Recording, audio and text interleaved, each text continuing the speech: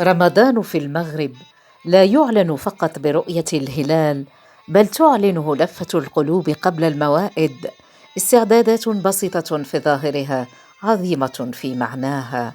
رمضان يستقبل بالمحبة قبل الحلويات، وبالنية قبل الأطباق.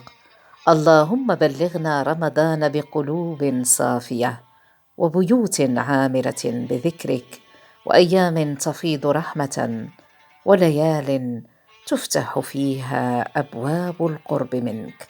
رمضان مبارك، جعله الله شهر بركه ومغفره ونور لكل بيت.